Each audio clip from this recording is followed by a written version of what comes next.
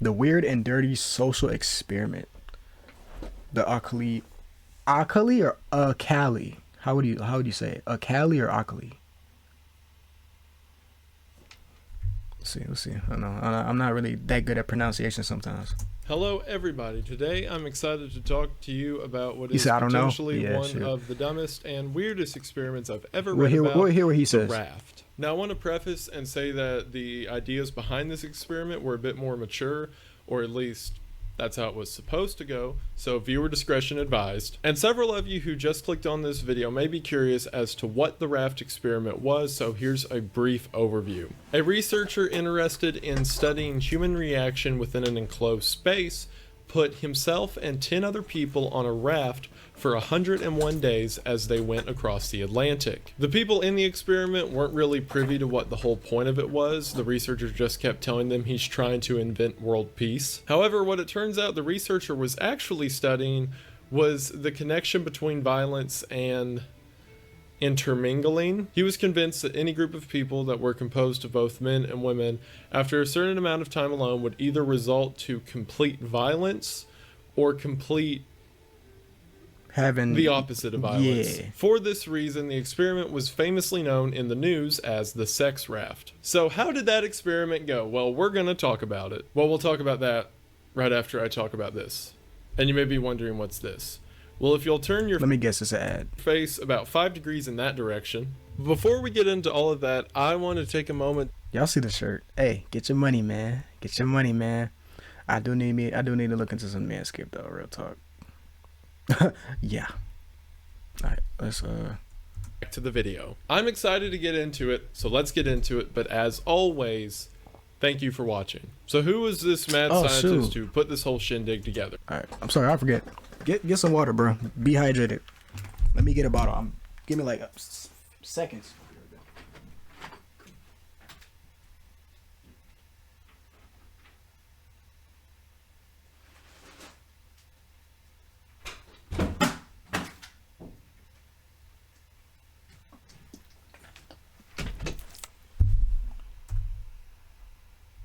All right.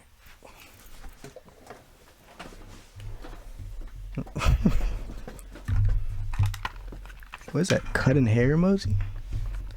Yeah, man. The emojis be looking so crazy, man. Touching grass and like the researcher in this story. Hey, man. Is this open? Oh, I was gonna say, yo, why is it? Oh, one of them must be open in the pack. Golly. Touching grass and like the researcher in this story. So he's that bad. I mean, I ain't gonna lie, yeah, having this experiment is kind of crazy. But, I mean, we're here to hear him out, so let's hear him out. Let me make this a little bit smaller. I feel like you probably don't even care what, let's head down here. Put up a little bit. Okie dokie. All right.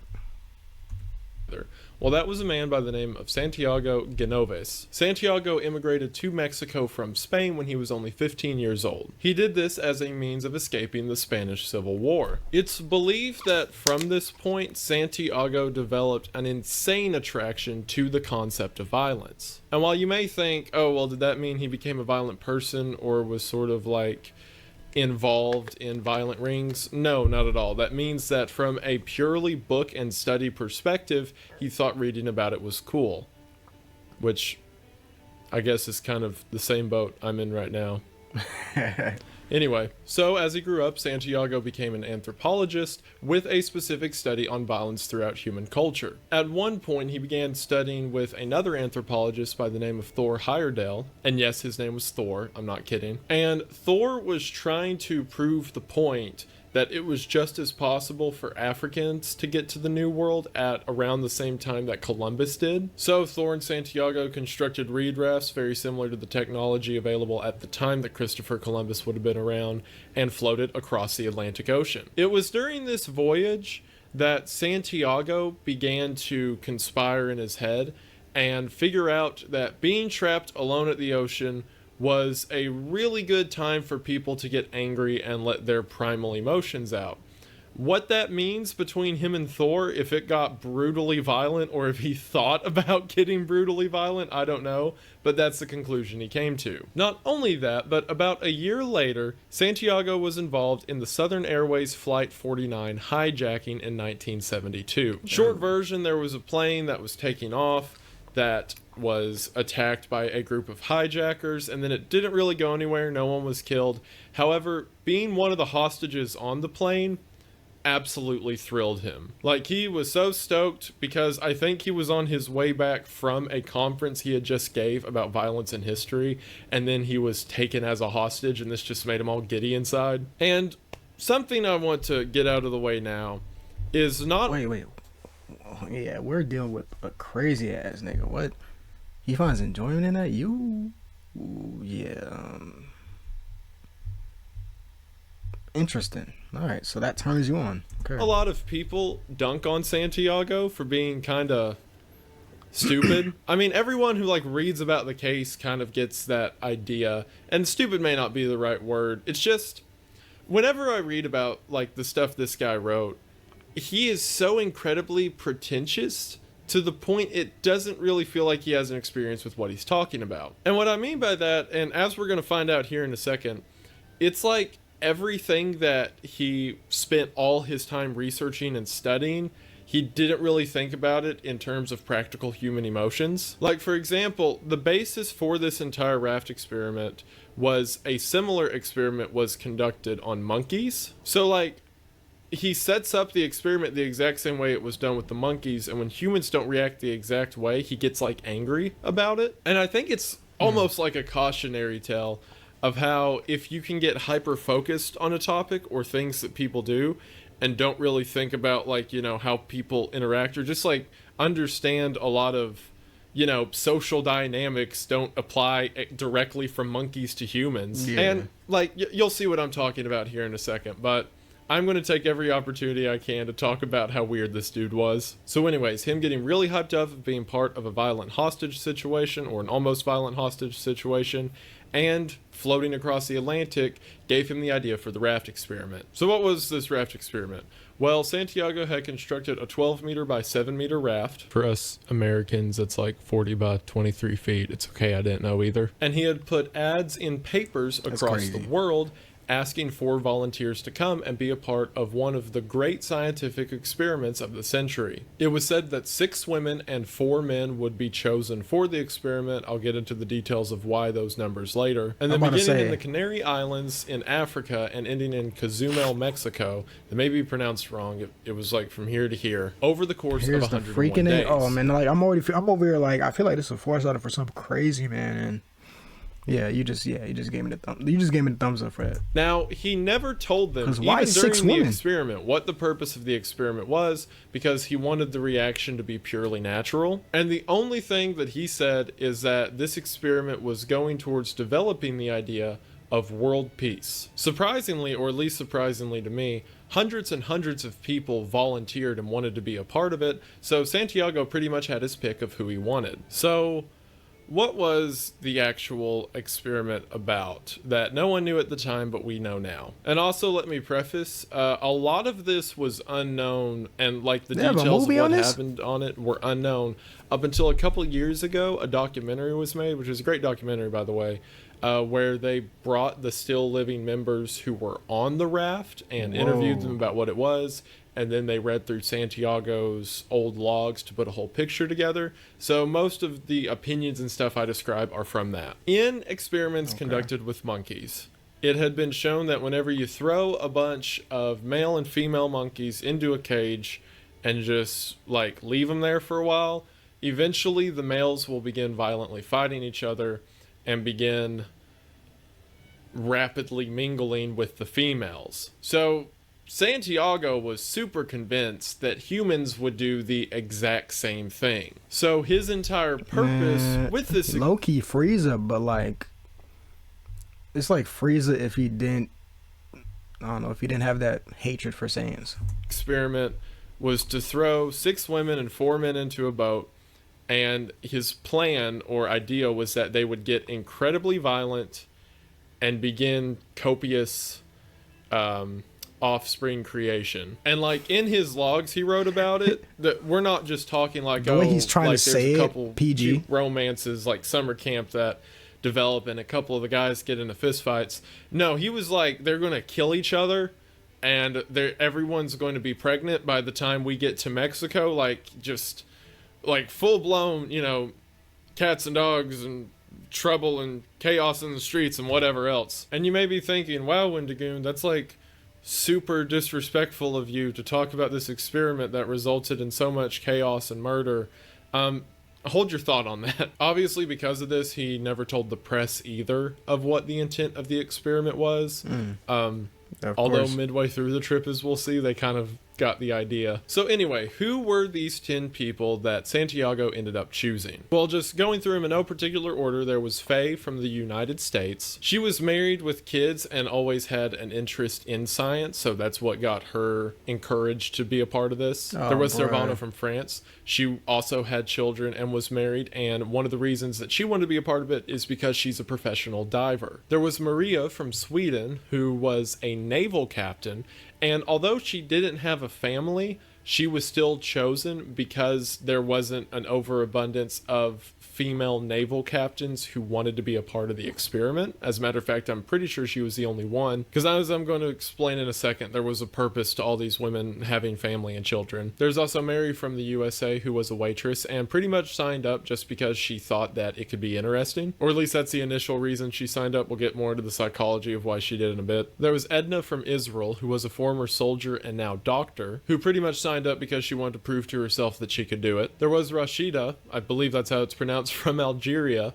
who she was a scientist and researcher who studied pollution and wanted to be a part of another research study. And now on the guy's side, there was Esoke from Japan, who was a photographer. The general vibes I got from him is that he also just signed up because he thought it sounded cool. There was Jose from Uruguay, who was an anthropologist and wanted to be a part of someone else's study. There was Bernardo, who was an Angolan priest. I'll mention why he was chosen in a second. And Charles, who was from Sicily and was a... Yeah, people are saying none of these guys have children, none of that, so...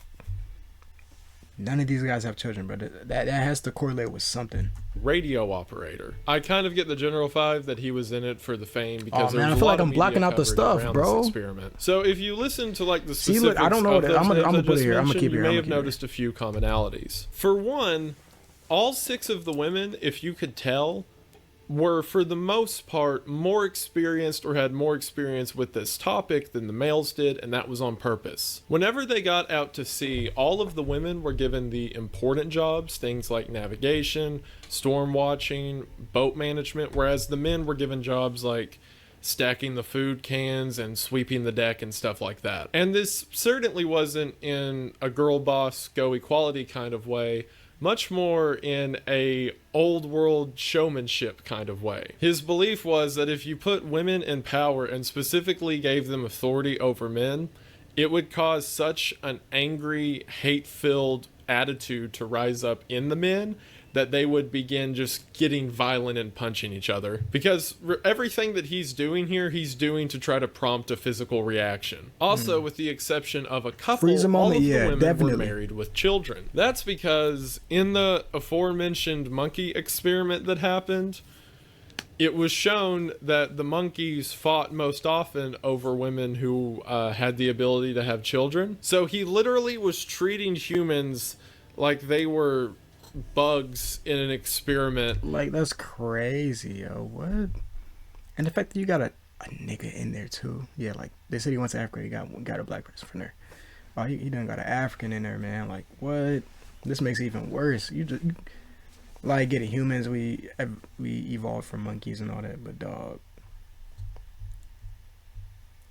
actually treating them like animals, like they don't got, like, of course monkeys smart, but acting like we don't got some type of IQ is crazy. And he's like, oh, these are the most fertile, so we definitely want them, because then the males will become more alpha and fight each other in order to get fertile women. Also, and I'm stressing again, none of them were told any of this, and anytime they asked, he told them this was to develop world peace. So these like totally clueless people were just like, all right, I'll get on a boat. I don't care. 100 days off from work sounds good to me. Santiago was so convinced that this was going to happen and everyone was just going to go full primal at each other that is the reason he asked Bernardo to come on. Because like I mentioned, Bernardo was an Angolan priest. So he thought it would add a layer of intrigue if he put a religious figure on the boat, because then he was convinced that the males would be so just chomping at the bit, ready to go, that if he put a priest on there as a way to make them think about religion, it would make them even more upset. At this point, I might as well stay down here, man. So he was so confident this would happen that he put a roadblock. You back? What's good? I thought you would sleep for the whole night. VC whore. Yeah, we know what time it is. VC time. I'm gonna call you. Man, good thing you ain't really missed too much. Bro, that is so loud. Why is it so loud? I'm sorry for your ears, bro. I'm sorry for your ears. Oh my goodness. Can I load this down? I'm sorry, y'all. Okay. Yo.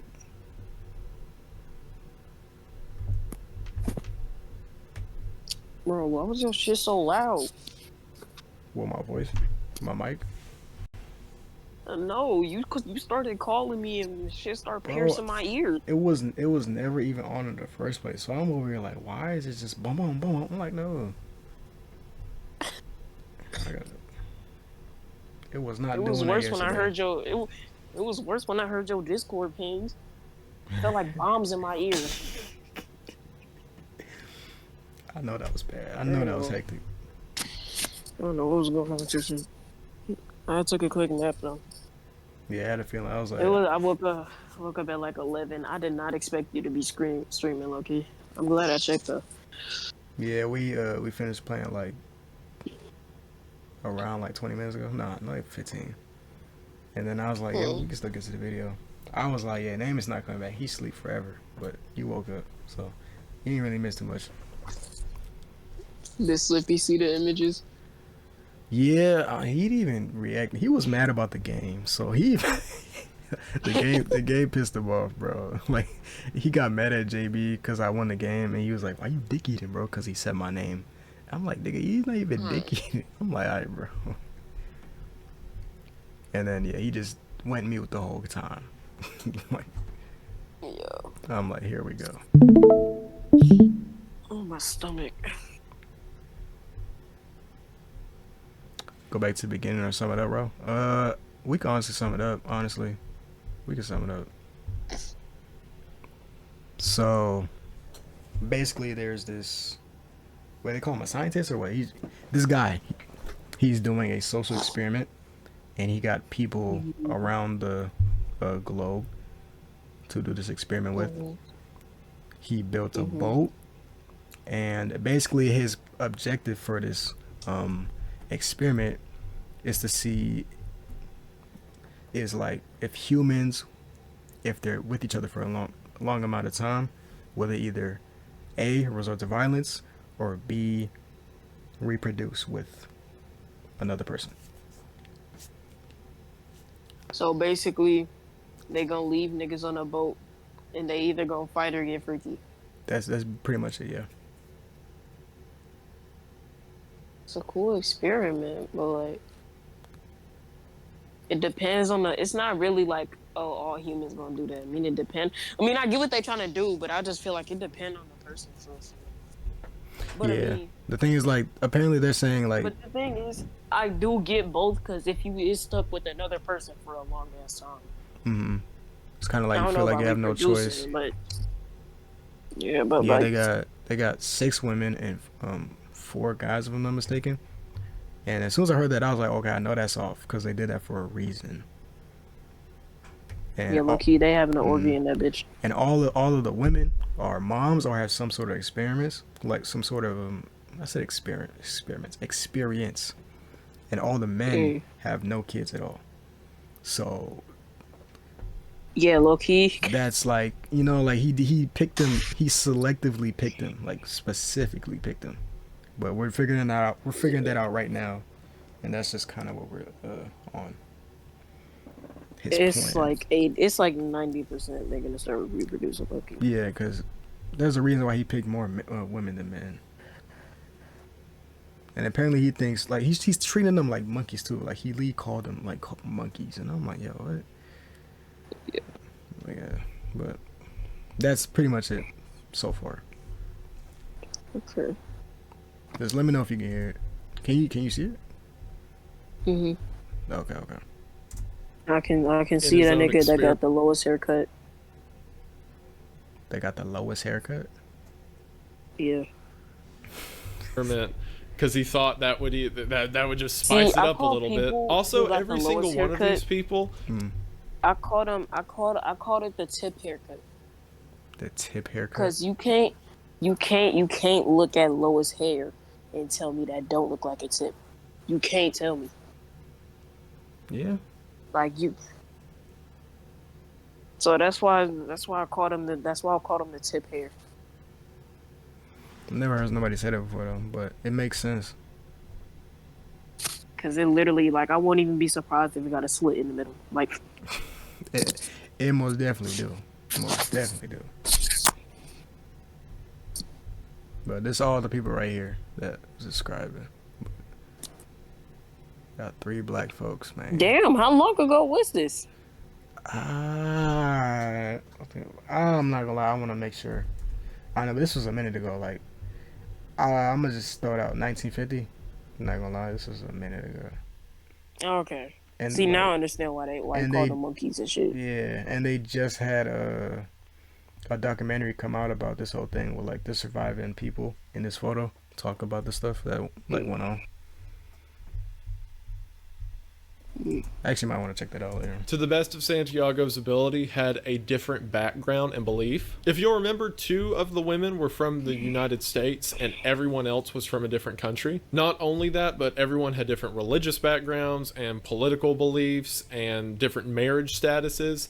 The idea was he was trying to create a microcosm of people around the world itself. So all 10 of them meet each other and Santiago the night before they're supposed to take off. And the way it works is that they were on the African coast and they needed a tugboat to pull them out from the coast a certain distance so that way the waves can pick them up and then carry them over to Mexico. So the next morning, everyone waves for the cameras, saves goodbye to their families. They get on the boat and take off. To set the stage for how this entire trip would go, while they were being pulled out by the tugboat, Maria, the ship captain, her boyfriend was on that tugboat. And then as they're going out to sea, she gets a radio call from him where he's freaking out and everything, and he asks, did you read the contract that Santiago had you sign? Because as you can imagine, for this kind of experiment, he had everyone sign a contract. And the boyfriend, screaming over the radio, says that it says in the contract you are to give your body, mind, and soul to Santiago, and he can do with you whatever he wants. What? Now, while that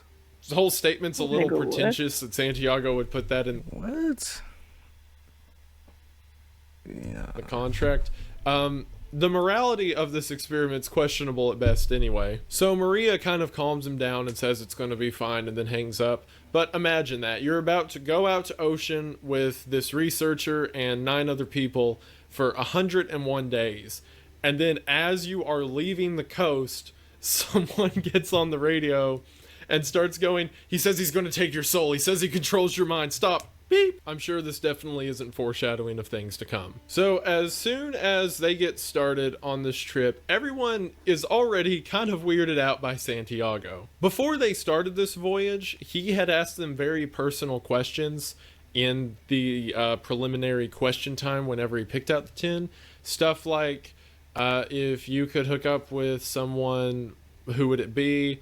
Have you ever thought about murdering someone? And things like that. Well, every week that they were on the boat, he would hand out these questionnaires that they all answered privately and then handed back to him that got progressively more intensive. Like, for example, going down the murder one, it went from have you ever thought about murdering someone to who have you thought about murdering?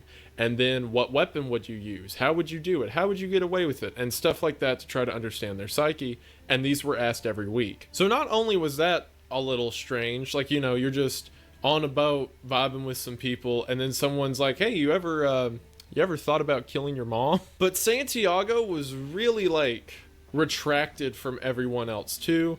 And I think it kind of serves as a pretty good picture of what the guy was like. Like, everyone else is around, socially interacting, and he's just sitting back over there in a journal writing about what social interaction may be like. Like, everyone's just talking or whatever, and he's sitting back there like, any moment now, they're gonna rip out each other's throat. And what's so funny that contrasts with this, and this is my favorite detail of the entire experiment, everyone on the raft besides Santiago became best friends. Like, legit, they took video footage like at periodic times throughout this entire trip as in order to catalog it, and everyone's smiling, they're hanging out, they're playing on the cells, people getting out, swimming around in the water by the raft as it's moving. And not only that, but after the experiment was over, everyone maintained contact with each other and stayed best friends for the rest of their lives. As a matter of fact, whenever they do the documentary and they bring everyone back after 50 years, they're all just like, oh, hey, haven't seen you since last meetup. How you doing? How are the kids? Like, the purpose of this experiment, and the reason I'm talking so nonchalantly about it, was because of this. Because the purpose of the experiment was to watch these people, like, just kill each other or something close to kill each other, when in actuality they just became best buds and stayed best buds, except for Santiago. I know he was pissed. Oh, I know he was pissed. I'll be mad as a bitch, bro. So while everyone else is partying, having a good time, grilling hamburgers on the front of the boat and everything, they were all kind of creeped out by Santiago, who also, mind you, everyone on the boat was like mid-20s to mid-30s, and Santiago was 54 at the time of the experiment. Damn. So he's already like a much older guy, but there's just an old guy at the back of the boat, like, hunched over a notepad writing about how he can't wait for them to kill each other. So you may be asking at this point, what was life like on this little raft, which he called the Acali, by the way. So what was life like on the Acali? Well, there was this one little covered section where everyone slept next to each other. This was done because remember, the entire design of this is everyone gets mad with each other eventually. Pause the video for a bit. Yeah, they did this on purpose for sure. Nigga, I text my friend, right? I said, let me find it. Let me find the message. We found the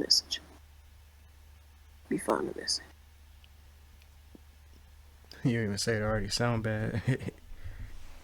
Said I had to do I had to do sigil core one more time before I leave it, and I sent them a song.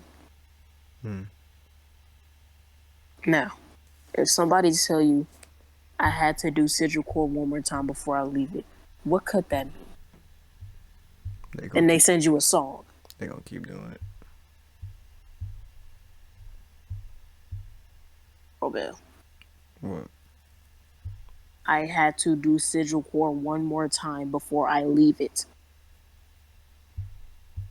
Oh, that's not you. Okay, that's your friend sending it to you. I'm thinking that's you sending it to your friend. Okay. I did send it to my friend. Oh, you sent it to your friend. Yeah. And I sent them a sigil core song because I had to make one more before I left the job for it. Now, mind you,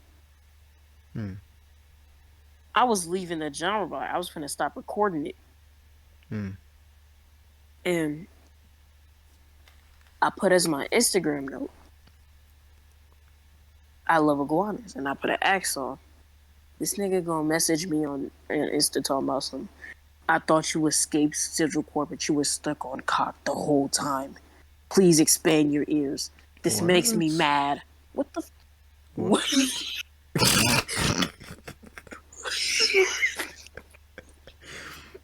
I just hit the most ugliest noise ever, bro. What? Dog, what did he just say, bro? What is he talking about? How you gonna get mad because somebody listening to music?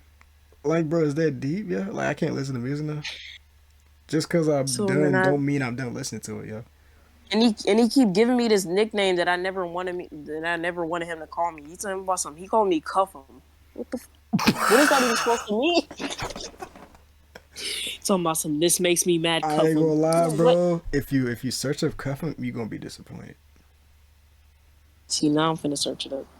What If the you, fuck does cuffle mean? he's a streamer.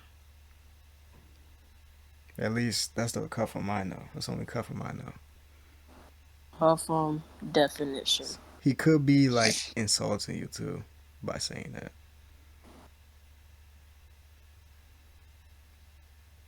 Alright, let's go to Urban Dictionary.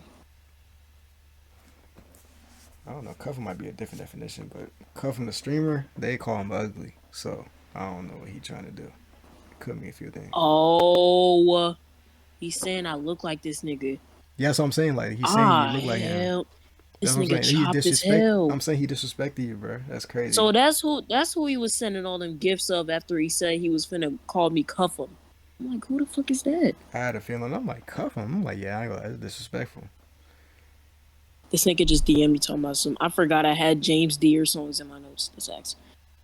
I hate non-live Sigil Core fans, nameless type fans. I hate Sigil Core. Brain rot. Weren't you making Sigil Core? What the? Well, he act like he never did it. Well, I don't know. How you gonna sit on something you did before? I don't know. I don't get him. He trying to be different.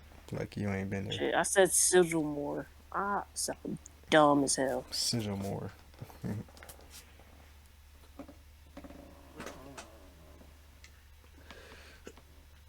I'm gonna start calling him light skinned lizard since he wanna call me Cuffin. In fact, I'm gonna call his ass Drake. I'm gonna call him Drake. Nah, call him Randall. Monsters Inc. Yo.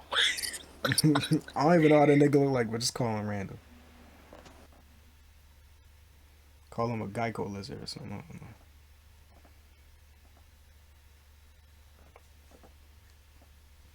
don't know. I forgot how corny this nigga was. Cause this Xavier who I'm talking to, the one who doxed me, I forgot how corny this nigga was, bro. Oh, he's the same one that's doing that? Yes, bro. I forgot how corny he is. Talking about some unk still got it. He gonna send me a picture of Alvin from the Chipmunks smirking. Like what the what the hell? I'm like, alright, bro, I ain't gonna lie, you got it just cause I'm cringing. I don't even wanna like do it no more. Call him Paul Blart. Hell no. Is he fat? Paul Blart. Paul Blart Mall Cop. He's not fat. Nah, whoever get called Paul Blart, that is a crazy diss. I'm gonna say, do you want me to call you Drake or light skinned lizard? Randall. I've been using light skinned lizards ever since I met him. He probably gonna be more used to light skinned lizard. So I'm gonna have to call him Drake. Oh yeah. Because the amount of times this nigga joke about grape without the G is crazy. What? Yes, bro. Like it don't even be funny. He just be overdoing it. Especially when we stop being friends. He was on a don't get me started. Don't get me started. He your age? Bro. I don't know. What the hell? I think he's like 16, 17, I think. He's 16. He's 16. He said call him Kelly. So after what he just said, I don't know if he just Kelly. He might be the evolution of Diddy, man. I don't know. Freak 1000, 3000, I don't know, bro. Freaky 3000.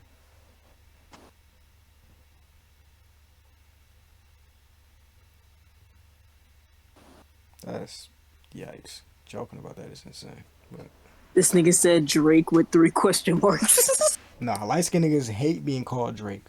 They hate being called Drake. Especially now. Mm-hmm. Oh. Call him Drake, Jason Tatum. Just call him any light skinned nigga you know, bro. The Weeknd. Right. The Weeknd light skin? That nigga light skinned as hell. Let me see. I thought maybe I'll be watching his music videos too much. I could have swore he was black. No, he black. He black though. He black. But he light skinned too. His skin lighter. He is light skinned. Not like light skin. Yeah. He is light skinned. He from Canada too. The Diddynator. The detonator. Diddynator. Okay, this nigga just said give a pig back shots in the mud. What are you talking about? And that's where Okay, Black Mirror. that's where I The stopped. fuck? That's where I stopped talking. I'm like, all right. Are you trying to be that one man from Black Mirror? Y'all watch Black Mirror, y'all know what I'm talking about. See, I'm not in tune. Basically, in Black, I don't know what happened. They had like serious blackmail on them, so they made him like give back shots to a pig on live news. I think they threatened to like kill his daughter or something. I haven't seen that episode in a minute. Wait, so wait.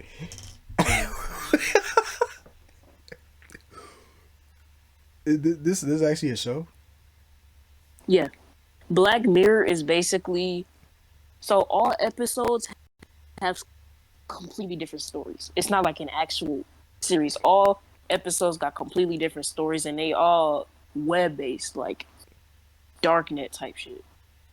Oh, okay. And So it's not I a forgot continuation. what fully happened in that episode, but I think they was gonna kill his daughter and release something that he didn't want to be released. So for that, he had to give back shots to a pig in the bathroom on live TV.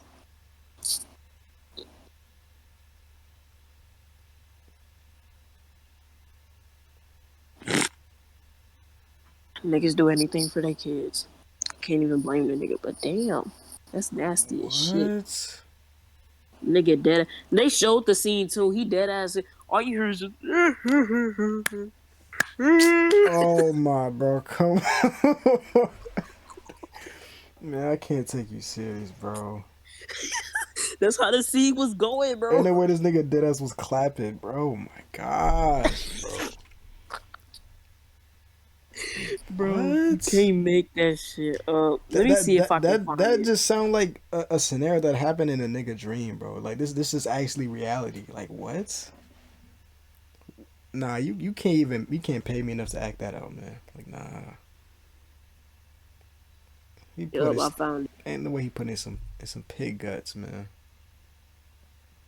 Yeah, I found it. I ain't Yeah, gonna this shit lie. was wild. I ain't gonna lie. You might as well kill me. I'm good. No, they wasn't finna kill him. They was finna kill his daughter. Damn. That's why I said like niggas do anything for their kids, but like damn. See, the live TV part not even messing up me up, honestly. But cause I'll go ghost after that. But Nigga, what I gotta That's do is crazy. right. Like look, I'll do anything for my kid or whatever, even if it's something disgusting, but damn, nigga. A pig? You could have chose any other animal that was at least clean, but a pig? Like you could have chose like a I don't even know. Wait. Did he go in raw? Yes, bro. Oh my gosh, bro. Yes, bro. Okay, it wasn't in a bathroom. It was in a black ass room. Yeah, this nigga. Yeah, he did it on live news. Nigga said, "May God forgive me" before doing that shit. Oh, that's not funny. That's not Yo. funny. That's not funny. That's not... Look, it's acting, bro. It's not even real. It's acting. my side. Nigga said, "May God forgive me." Let me get to this video, bro. We talk about niggas giving pig back shots, man. Where did we go, man? I'm sorry, bro. You had to hear that. I know that's traumatizing. That's, man. Let me stop asking questions. Bro, I'm watching this video and all you hear is just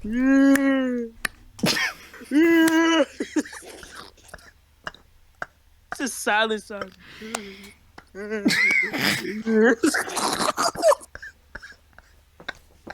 So fucked up. So Dog. fucked up. Call him Shane Dawson the third. Yeah, he deserved that title. Shane Dawson the third. Yeah, he got that title, bro. Stamped.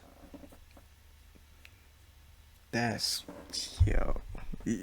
Wow. And then there was a little sort of bench area as you come out of that, and then you walk around to the front of the raft, and that's where the sails put up. That's where the table was that they would eat with each other and stuff like that. In the pictures that I'm showing, you're going to see a lot where it looks like they're sitting inside of like an orange bowl thing. That was the roof of the little covered area. It kind of caved in so that people could sit around up there. All of the food that they ate during the 101 days was packed beforehand, so it was rationed out and people ate at certain times. And you may be asking, well, how did people do things like go to the bathroom?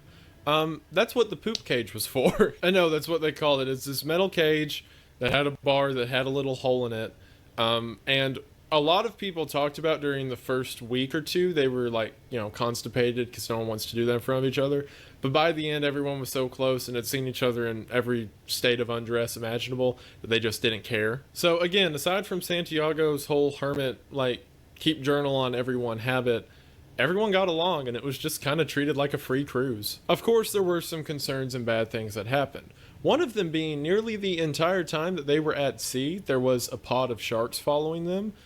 Is it pod or school? The internet is telling me that a group of sharks is called a shiver. What? That's fantastic. Okay. They were being followed by a shiver that. of sharks for nearly the whole trip. And the fact that it was a sailboat meant that they kept speeding up, slowing down, speeding up, and slowing down. Early on, the control that Santiago had was made apparent because, see, the way that he staged it was like, oh, you all are going to run the boat. I'm just going to be the silent observer. But as soon as Captain Maria started to make calls about, oh, we should hoist the sails, do this, do that, whatever, he immediately tried to fight her on it. Because as we're going to find out, Santiago was also a huge control freak. This led to a general state in just the first few weeks of the trip where people were getting really angry at him. Like, they'd start making fun of him and calling him mean words and stuff like that. At least a couple would, like Maria. Maria and Santiago hated each other. And what's really funny is in the documentary, whenever Maria comes back after 50 years, she's like, yeah, I still can't stand the man. I know he's dead, but I hate him. And, like, as further proof of how weird Santiago was, another thing he would do in addition to the questionnaires is every week he would make everyone draw a picture of a tree. Because there's this thing in psychology that by the way someone draws the roots and the way they draw the branches and stuff like that, you can get a picture of what their mental health is like. It's kind of like that whole thing of draw a face, and by the way they draw the face, you can tell, you get it? So he has all of them draw these trees, and like Maria, who is incredibly hateful towards him, like comes up and throws the tree in his face, and then he writes in his journal and he's like, from the detail of the branches I can tell she is rather upset. And again, it wasn't towards other people, that no one liked Santiago. As like a really big testament of how like off he was from getting everyone else, there was this one time they had these fishing poles on the ship. And there's this one time that one of the guys caught a shark. And the way that you hear them describe it years later and in interviews is like, oh, well, we caught a shark and then we brought it on board. And then we were like, hey, you know, we haven't ate anything that isn't in a can for a long time. So they like, you know, fillet it and everything. And then they cook it on the grill and everyone's like, ooh, now I've tried shark meat. Isn't that cute? Meanwhile, Santiago's journal entry for this occasion is like, I watched Jose sprint to the back and come back with an axe, and then I watched with the primality of man as he took off the head of the shark, and then everyone put their nasty hands in and pulled out pieces, when in reality they were just eating a fish. And he kept talking about how this was like the big like he kept saying in describing it, this is the break, this is the moment, this is when everything goes downhill. And he ends the journal entry for that section like, I hid the axe just in case in the morning their bloodlust is still strong. Like, they were he thinking he a fortune teller, bro. Like, that did not go how you want it to at all. He don't even care about the mate. He just want them niggas to shed blood. Like, what? I ain't hear one time like, oh, they're finna do this. Actually, no, that sound crazier. Yeah, never mind. You sound like a cuck ass nigga. We're eating a fish. Also, from that point on, after the shark thing, he began to sort of refer to them as the mob in passing. Like, after this shark event, he started to write, like, the mob is gathering together and getting supply. Like, he really thinks he did something there. And then, as another point of how control freakish he was and like wanted everyone to do things his way. There was a point about little before midway through the journey when the rudder broke on the raft. And I mentioned again, Servane, the woman from France who I mentioned earlier, is a professional diver. So she starts putting on her diver gear to go fix it. And Santiago's like, no, we cannot risk a woman. I will be the one to go fix it. So he like puts on her diving gear, which is adjusted to her and doesn't fit him or anything. And he had this really big beard at the time, so the mask wouldn't seal right. So anytime he went underwater, it would just flood his face. So eventually he just had to hold his breath and go down there. And then he lets the group know he doesn't know how to fix a rudder. So the entire time, Servane is like, I know how to fix ships. This is literally my job. Just let me do it. He keeps being like, no, I will be the one to fix it. So everyone goes to sleep that night. Servane and I believe it was Faye, I'm not sure who was lookout for. Servane gets into the water. She goes down and repairs it. Takes like 5 minutes. Comes back out and sets it all up. Goes back to bed. So whenever... Also, she did this at night, by the way. Just add another layer. Yeah, so I was gonna whenever, say, but like, you don't see jack shit. How you better than me, bro. I ain't jumping in that water. everyone wakes up, Santiago's like, all right, we will now go fix the rudder. And Servane's like, hey, look, I did that while y'all were asleep. I just want to go ahead and do it. And Santiago lost his mind. Like, he started freaking out, saying that they're not taking this seriously. Like, this is a form of mutiny and everything else. And yeah, that's the kind of guy we're dealing with. Also, during this time, there was some level of romance that began to form. And I use the term romance flippantly. I think people were just kind of bored. Because another detail was they weren't allowed to have anything or bring anything that would be entertainment. Like, they couldn't bring books. They couldn't bring anything like that. I think maybe it was Jose or Charles brought a guitar because that could be seen as like a group activity. So the only form of entertainment was talking to each other and singing songs back and forth to each other and telling stories and stuff like that. So at some point, you know, a couple of the guys got kind of bored and one of the girls is kind of bored. Years later, Edna had admitted that she shared an intimate moment with Isoke and Charles on 2 separate occasions. Yeah. And also, in my research, I'm pretty sure that Charles was engaged at the time of this, so that one I don't approve of. But something that seemed kind of clear in research was this was not like, oh, she was in love with either of them or anything like that. It's just, you put a bunch of people with nothing to do for a while, they're going to keep themselves preoccupied. And what's funny is Edna said whenever she was doing that, she would have a couple of her friends, I believe it was Faye and Mary, literally like guard the back of the boat so that no one could come around to the back or whatever and see them doing it. And what's even more hilarious, I don't think Santiago ever found out about this because from all my readings, he never talked about it in his notes. And remember, that was one of his primary purposes of the entire experiment, to see if that kind of thing would happen. So I think that they just straight up didn't tell him. But what you niggas get mad when you use OP characters against them. I cooked him with Super Saiyan Vegeta. He ain't say nothing after this. You can't talk. Since we're using OP characters, forget it. Slippy. This nigga left, he crashed. Damn. Oh, the game really got niggas like that, man.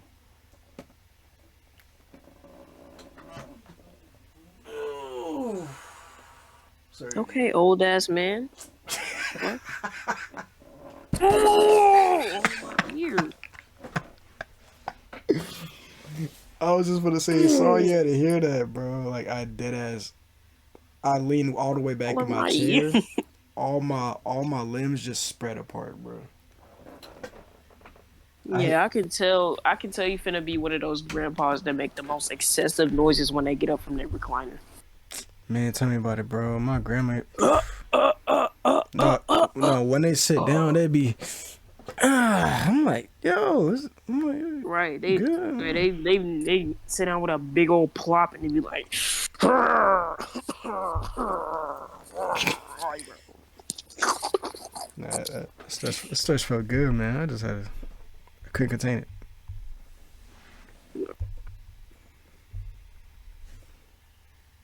Exactly, Pika, man. You've also got to remember is he never told them what the purpose of this experiment was. So they may be like, hey, we're bored. We don't want him to know about all this for several reasons. So we could just like go over here privately and not let anyone know. However, considering how they all felt about him, I'm pretty sure if they knew that was what he wanted to find out about, that they still wouldn't tell him just because he was so annoying. And I want to emphasize, I don't think this is him proving his point at all. Because remember, his point's like, oh, they're going to be feral. They're going to tear everyone apart and it's going to be this disgusting monster fest or whatever. And this was literally just like a couple young single people being like, hey, I'm bored. You want because Edna and Ahsoka both made it clear in subsequent interviews that that's just kind of what they did aside from the raft. Like they got bored and did that as a pastime. So it's not like the raft changed their psychology. They were just the same people. And also, I feel like as a scientist, Santiago should know that the chances of romance are incredibly decreased in an experiment whenever every time two people may be developing some form of a bond, there's a 50-year-old man at the back of the boat like may hurt your chances of developing a relationship. So It's about ultimate cock block, man, just with a notepad. Remember from that kid from freaking Recess, bro, that be having a hunched up back. halfway through the trip, Santiago got mad because he just figured that, like, why aren't they killing each other or doing other things yet? This isn't what I wanted. So he starts just, like, being a jerk, and he considers that introducing, like, chaos to the theory. Like, he's stirring the pot now, but really he's just being mean. Like, for example, he gathered everyone together, and he started reading their questionnaires out loud.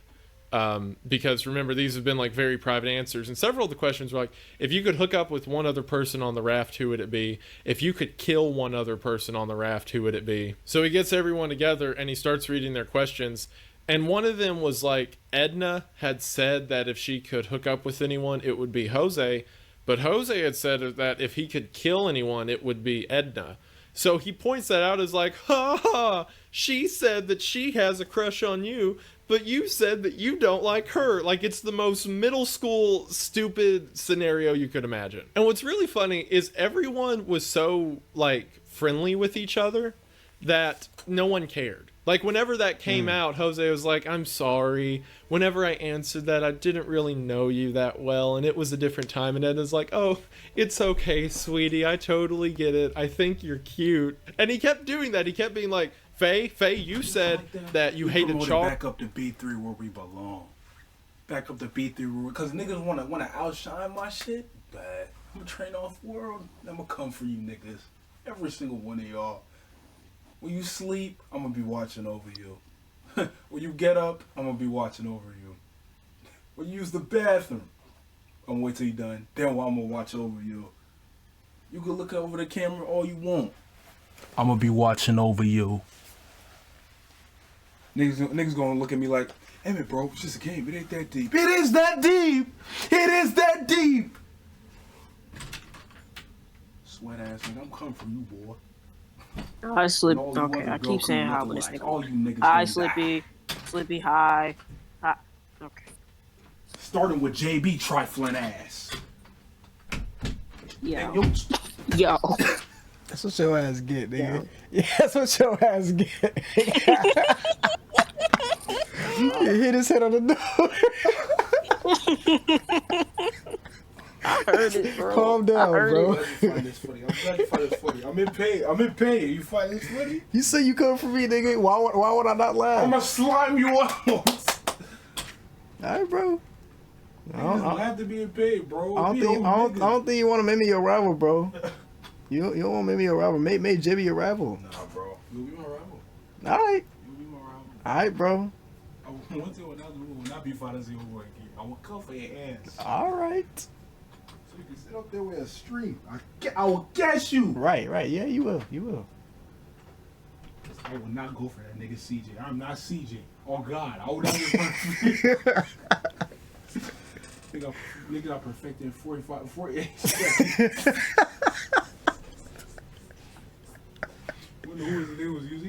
White Goku. Crazy. Can't be me, bro. Nigga got perfected with UI Goku. Could not be me. Remove Rebel's door at this point. Yeah, bro. He just keep opening and closing. like, you might as well just walk through this bitch, bro. This man hit his door, bro. Ad prison at worst time. Damn. The worst time, bro. We gotta wait. We gotta wait on him though. Yeah, I'm about to say. I was gonna say I will wait. Cause this stuff. I'm gonna just watch this whole thing through. I'm low-key intrigued.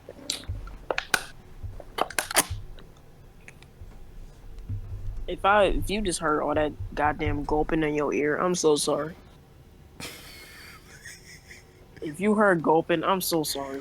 I'm thirsty, bro. See, look though, but when I stretch though, I'm a old ass nigga, man. You do it. You a thirsty ass nigga, bro. You. I thought you drank the bottle. Like damn. I did.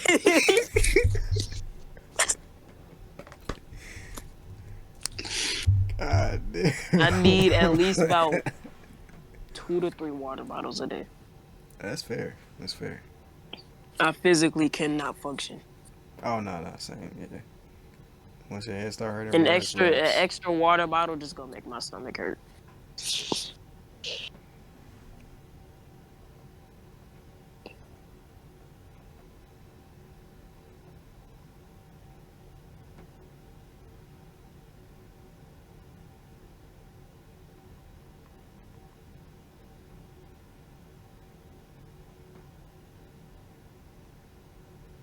Don't worry, Pick. We waiting on you, man. You got a minute left according to my ad break progress.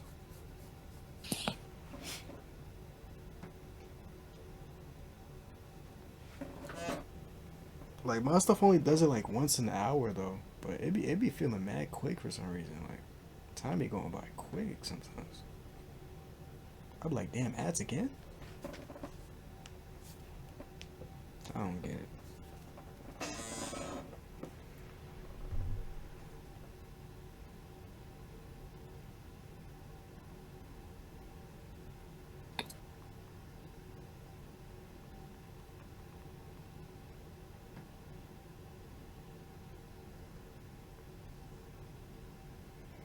See, y'all, this is what the game do to niggas, man. That nigga turned to a madman.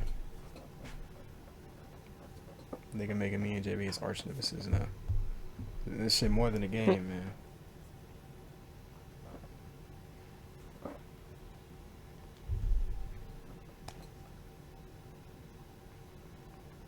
I look, you forgot how chill Xavier was.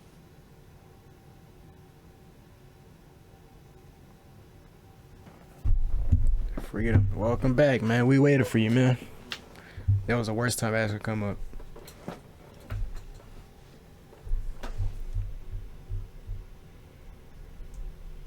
Charles, and Faye was like, well, I said that because that day he stole some of my food, blah blah blah. And Charles is like, oh, I'm so sorry. Like, it's just like he keeps trying to get them to fight each other, but everyone was so nice and so friendly towards each other, it kept not working. And then around this point, like, he got really violent and like really inappropriate.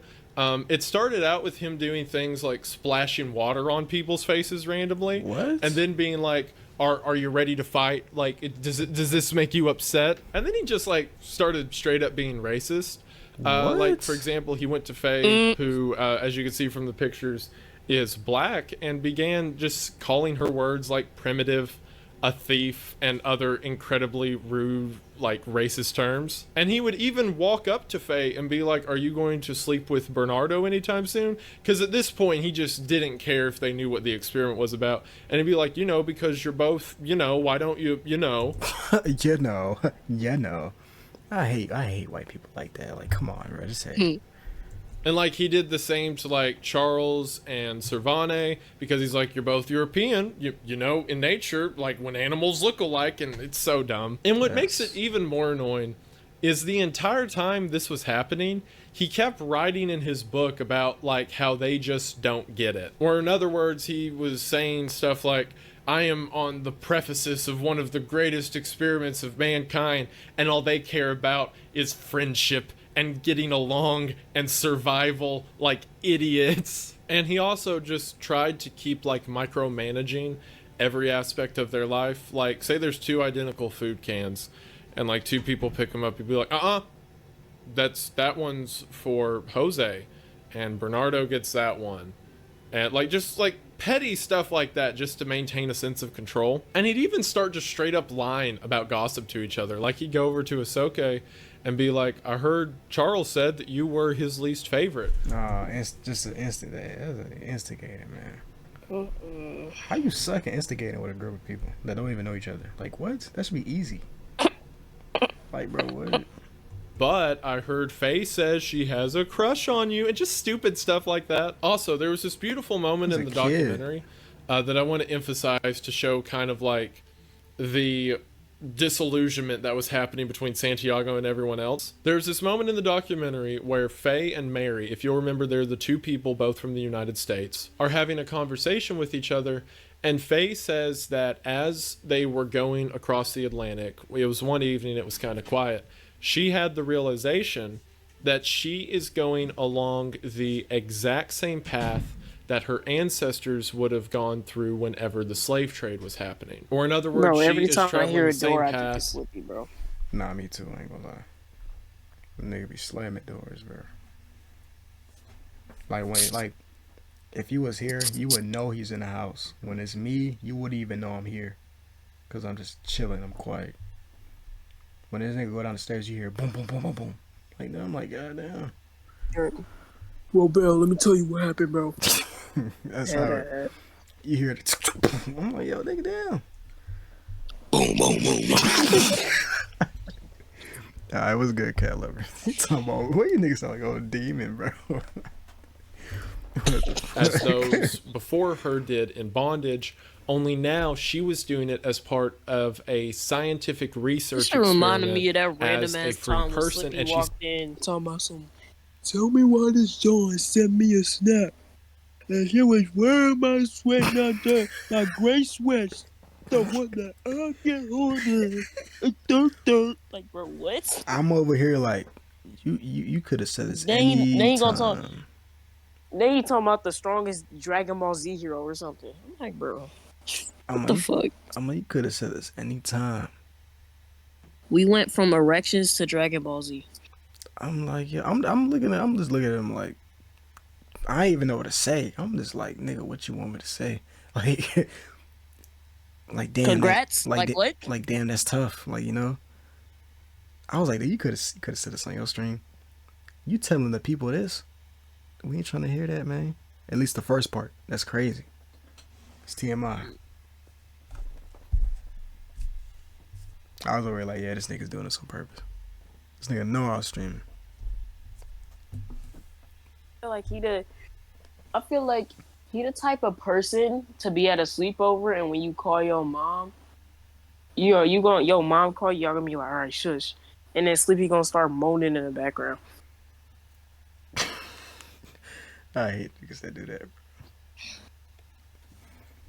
You gonna start acting like a girl and shit just to piss off your mom.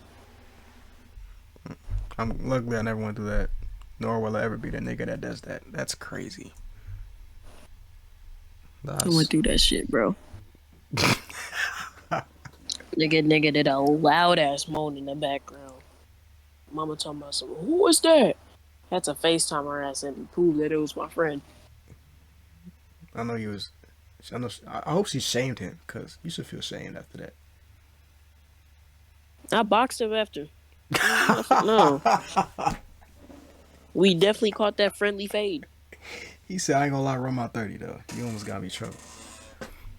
No, I hung up. I put my phone down. I was like, low key, bro, put your deuces up, bro. Come on, Come on, bro. So put your shit up, nigga. I ain't gonna lie, you almost got me in trouble. That's fair. Nigga talking about some, what you talking about, bro? You talking about what you talking about? Nigga, you just, like, what are you talking about? Like, what are you talking about? He said in that moment, across the ocean as the sun was setting, it hit her all at once, the realization of people have died before me so that I can be where I'm at, and now they live on through me. And how she said that one moment on the boat managed to change her entire life view and made her more appreciative of things to come. Not only that, Mary said, because originally I said at the beginning that Mary joined just because she thought it would be interesting to see if she can do it. The actual reason that she had done it was because she was recently just got out of an abusive marriage. She had just divorced her husband. And she said initially there was this fear because Santiago acted the exact way that her previously abusive husband did. So whenever she was on the boat and she saw people like Faye and Captain Maria and all these people standing up against him, it gave her this courage that she could do it. And she said from her journey on this boat, she became a stronger person because of it. So like these two women are sharing such a beautiful moment with each other. And while that's going on, I want you to think about the man at the back of a boat going, any moment now, they'll kill each other. And then things got worse than that. So a few weeks before they're about to hit shore and the whole experiment's going to be over, Santiago begins to get news that the University of Cambridge, the one that he is from, who originally sponsored the study, has denounced it. The reason that they've denounced it is because the news started doing the math of, he wouldn't tell us what the experiment was. He wanted a near equal number of men and women, and didn't tell him it's the sex raft. It's the sex raft now. Like all the newspapers, all the headlines, the sex raft story, and they talked about how there was these deplorable things happening on it and how he's trying to dehumanize the men and women alike. And while that's what he did want to happen, that's not at all what actually happened. It pretty much turned into a summer camp. So the combination of him getting made fun of and his university denouncing him before they ever got to shore made him even more violent. This culminated as they were coming into the area near the Caribbean. Tropical Storm Brenda began to blow through the area and Yo, Your phone always low. My goodness. Yo, please. You about to start? Please. He about to start cutting off. Okay, we good. You be like, hey yo, but Maria said, it's not safe for them to sail anymore. They have to land and end the experiment early. And Santiago's still thinking that something's going to happen in these last couple weeks, says no, that will taint the experiment.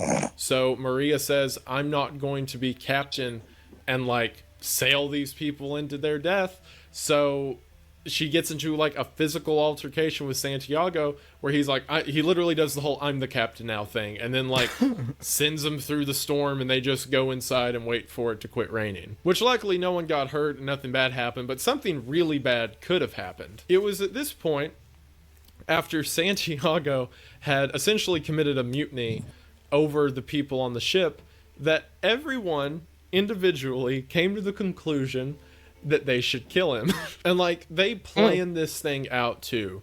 The primary theories that were going around was people were saying Ahsoka, if you'll remember, he's a photographer, could like get his camera up and be like, no, move a little more to the right, a little more to the right, and then they push him off, and then whenever they get to land they could be like, oh, there was a storm. And Faye had this idea that, which I mean, she was probably done putting up with his BS at this point, but she had the idea that they could take the drugs out of the medical bag in the back, and that while he's sleeping, they could all take turns plunging a little bit of it into him. Yo. Like a full-blown Senate murder of Caesar, like everyone stabs so that every... Damn, I mean, like, as fucked up as that is, that's low-key good, you know? Right. Damn. Everyone's guilty thing. Like... The other people are like, we can make some plausible deniability if he like falls off the boat.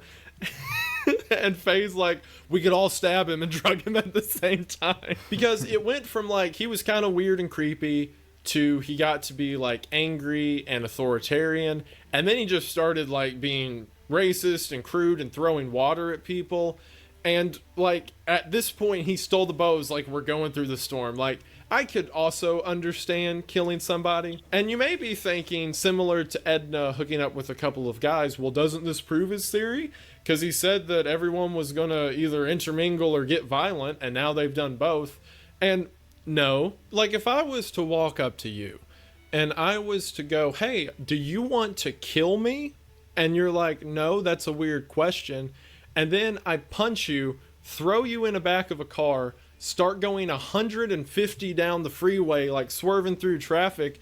And then I look in the back seat and I'm like, now do you want to kill me? Like, that doesn't count. It's almost like one of those dumb YouTube pranks in a way, because it has the same energy of walking up to someone's like, have you ever thought about committing an act of violence? And they're like, no. And then you punch them in the face and pull a gun and it's like, oh, are you violent now? Oh, look at this social experiment. Looks like you have potential to be violent. I'm a genius. Similar to like the couple of people hooking up earlier, this isn't some huge breakdown of the human psyche. This is just people being human. Because at this point, if they had killed Santiago, I think they could have argued it was in self-defense. So this went on for a couple days, like this weird tension of everyone quietly conspiring his murder, until one morning, they wake up and someone, I think it was Bernardo, screams, there's a ship coming, and everyone runs outside, and there is a freighter coming directly at them. And if you don't know freighters, I mean, here's one. They're huge. Yeah. As soon as this happens, Santiago lost his mind. He starts crying and screaming and running back and forth on deck, just like going, oh no, he just has no idea what to do. So everyone else who has this sense of unity with each other immediately like gets to order. Maria pretty much takes over as captain again and is like, Charles, get on the radio. No, actually Faye got on the radio and began signaling the message because she recreates it in the documentary. And then Mary goes up to the roof of the flare, starts singing it back and forth. Someone changes the ship mast. Like, they're doing all this stuff to signal the ship. And then sure enough, it works, and the ship diverts its course. And from that moment on, Maria stayed captain again. And from that moment on, for the rest of the trip, Santiago went into this super depressive mood. I think it's because the combination of his university shunning him and his experiment not working out, and now the fact that he couldn't maintain control, or whenever like the rubber met the road, he just freaked out. So he got really quiet, and then he got really sick, saying like his stomach hurt and he had bad blood pressure and all this. So Edna, who I mentioned earlier was a doctor and also the sort of medic on the boat, goes to him and starts attending to him every day and like feeding him and sets up a IV and stuff like that. And what's really funny is in the documentary years later, she's like, I think he was faking it. Like, he was upset that now they weren't giving him any attention, so he just pretends to be sick, so now they have to give him attention. And what's even funnier, to go against his theories, after this freighter incident, and now that they're close enough to land that there's things like freighters and birds everywhere, everyone became super linked. Like, everyone started sharing all their deep stories. There were several of them who said after this event, like, they had dealt with past trauma by talking it out, and each other kind of worked as a support system. As mentioned, they became friends for— Who's snoring? That's not me snoring, bro. Allergies just kicking my ass, bro. That's all. Yeah, he just sniffing. Nah, I feel it. I was over here like, I'm like, yo, this nigga good, but nah, I figured. Yeah, for the rest of their life. Just kicking my ass, bro. Yeah, that was me like last week. Yeah, bro, it's not a pig. And all the footage of like the last 2 weeks of the trip is them like swinging back and forth on the sails and like partying with each other and singing songs and everything, again while Santiago's pretending to be sick. And it was just like solid vibes for the rest of the trip. However, Santiago's journal entries during this time were absolutely absurd. Like, for one, he developed this really like stupid, just pouty personality. Like, he was talking about how like the experiment's been ruined because everyone else is idiots except for me, and they don't know anything they're doing, and now I'm gonna have to do this whole experiment over again. So his theory for the next experiment was to design a raft that only one person could fit in, and it's flat, so you have to lay down in it. And his idea was he would be the only one on the raft, and it would be a glass bottom raft, so that he would lay down flat and just stare into the abyss of the ocean. And he wanted to float across the entire Atlantic doing that. And like, his entire attitude towards this is like, everyone's an idiot except for me, so now I'm gonna have to do the whole thing myself. Which, if you'll like notice, the point of this experiment is supposed to be human interaction with each other. So one person alone on a raft wouldn't do any of that. It just kind of fulfills his messiah complex he has. Like, he doesn't even know what the experiment's about anymore. He just wants to feel special. So sure enough, by the time August comes, they make landfall in Mexico, and after 101 days, the Raft experiment was over. They had become so close at this point that they talked about how sad they were that they wouldn't get to see their friends for a while. And like, there was someone who said, I could have stuck on that cruise forever, but I had to go home and see my kids and do all of that. But I hope in the future I get to see these people again. After they hit shore, they had like a final debriefing where the original plan was Santiago was going to tell them about all that he had discovered from their experiment, and then like let them back out into society. But what it actually was, because of the way things went, is Santiago sitting around like, well, did anyone learn anything this week? Why am I pretending to hold the microphone again? I got one. I hate that I do that. Anyway, he's like, oh, you all had a good time? That's cool. I'm sick, you know. I'm still sick. I guess this experiment's nothing. Well, I'll be sure to reference you all when I do it for real next time. So thanks for wasting everyone's day. Like, he just came off as a disappointed parent. It was hilarious. And there's even this part, because like you can hear the logs of the final one, where he says that in the questionnaires that he had collected, I think he quit collecting them near the end, but in the questionnaires, the universal thing that everyone said whenever asked, like, is there anyone on the ship you hate? Is there anyone who's rude or blah, blah, blah?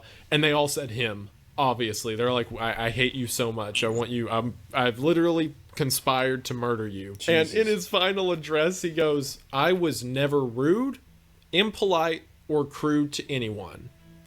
But I'm sorry you felt that way. Like, anyway, what a loser. In an interview he did a while afterwards, I believe it was on a Mexican talk show, they asked and said, besides like your data, because his data from it was like, he still tried to make the point that they all formed a mob and became violent with stuff like the shark and things like that. And not a lot of the truth of the experiment came out until recent years in the documentary and all of that. For a while, it was kind of viewed of like, ooh, these people got a little bit angry. They were out there a little longer because of his research with it. And he'd go on talk shows, and they'd be like, what did you learn besides the research? And he was like, I would say that above all else, I feel enriched. And I feel soulfully better. And it's like, dude, you were the biggest jerk. And everyone else said that they continued life as if nothing happened. I believe it was Cervane who said that whenever she left her job to start the whole journey, her boss said, well, when you get back, you know, that's going to be a whole life-changing experience being at sea for 100 days. So when you get back, you'll probably want a bigger or better job or whatever. And she said she got back and literally nothing changed. And that was kind of the consensus from everyone. Like, they made friends and they worked out personal stuff, but it wasn't like they came back thinking themselves to be like more of a animal than man or whatever else. They're just like, yeah, I had a good little vacation, made some new friends, you know how it goes. And that was the end of the Raft experiment. And one of the reasons I want to talk about it is, for one, no one's talked about it. I haven't seen like any videos or stuff covering the topic, and I think it's too funny and too weird not to. And also, like I said, up until recent years, people have cited that experiment as being proof of people going insane if left alone for long amounts of time.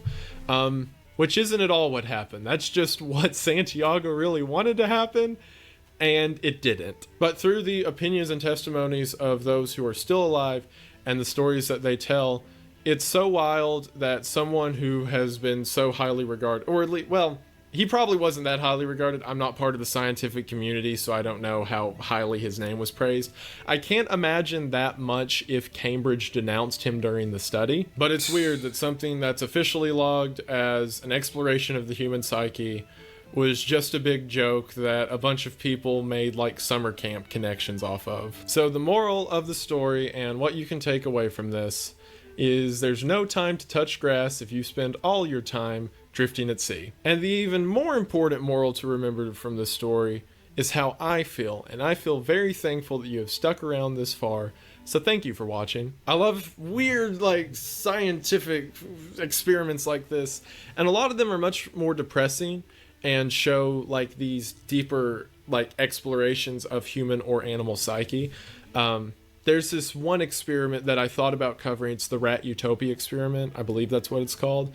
However, down the rabbit hole, which his name is Frederick Knudsen. I believe that's his name on YouTube. You can look up down the rabbit hole and you'll find him. He did actually. You know what? I'll link it in. Are you good? Nigga, I heard nut. The fuck? I'm like, bro, did you just turn into a phone vibrator tone?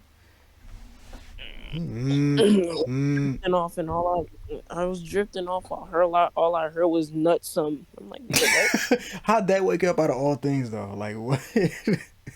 All I heard was nut or something. Nigga like, fall asleep. what He the heard. fuck? Nigga fell asleep. He heard. No, he said, "Huh? What?" Let me sit up. Oh my gosh, bro! How niggas wake up to that, bro? Like, I don't get it, man. I don't, bro. I don't. In the description because it's such a good vid. He did a fantastic video on that experiment, and I've wanted to cover that one, but honestly, he did so good. There's no purpose for me to. But like, there are a ton of experiments like that explore the depravity or like the bad parts of psyche or social interaction or whatever. And while researching these, Frederick I came Knudsen? across this. That's probably what he heard. And I Knudsen believe is it a was crazy it last was some name. list like the 5 experiments to prove humans are evil or whatever. And it was made a few years ago, right? Before like the documentary, before people started talking about all this. And it's like the Raft experiment, and it's like it proved like they formed a mob, they got violent. Although this has been like, there's a final sentence. It's like, although this has been contested as of recently. So I kind of forgot that last sentence and was like, oh, the Raft, that seems like a cool depraved experiment. Let me look into that. So I do the research for it and find all the stuff I just talked about. I'm like, this is absurd. That for one, how weird the experiment was planned to be, how much it did not turn out the way the researcher wanted it to, and like his pouty attitude. Like, I encourage anyone who thinks I'm being too harsh on the guy Santiago or whatever, I encourage you to like read his writings, look at not his book Acali, because in the book Acali about this, he pretty much just talks about how people become a mob mentality or whatever. Like, that's his view of what happened. Like, compare what he said to what everyone else said and all that, and tell me that I'm being too harsh, because I really don't think I am. I think this guy was a jerk. And a problem that happens with a lot of these guys is people will have degrees or they'll have letters in front or behind their name or whatever, and people just assume that means they know what they're talking about. However, a value of knowledge is not a value of intelligence. And with people like this, I think that can kind of be seen, or at least social intelligence. And if he just like didn't understand social cues, that would be one thing, but that doesn't excuse the racism and the meanness and the sexism and everything else that he injected into this. So yeah, I just rambled a ton about if you're watching this long, you also think it's interesting. I don't know why I'm trying to convince you it's interesting, but I just love stuff like this, and I hope to cover more of it in the future. So again, if you're still here, thank you so much for watching. I hope that you enjoyed. One of my favorite things to do in this world is piss people off. So what did I do today? You threw hella games on purpose, I ain't gonna lie, that's crazy. Imagine niggas getting off work to have fun and play the game and get some dubs just for you to throw the game. Oh yeah. That's crazy, I ain't gonna lie. That's crazy, Harry. That's crazy. As far as, I think we're at 617,000 subs, which is not a real number. None of these are real. I say that in every video, but none of these are real numbers, and I'm going to wake up one day and this can't be real. It's kind of just, I'm numb at this point because it's such an absurd explosion, and I just love it so much. And thank you all so much for watching. Thank you for sticking through the video as long as you have. Thank you so much to my patrons over here. You guys are fantastic. Shout out to him, bro. Damn, he got 3 point. Yeah, damn. Damn.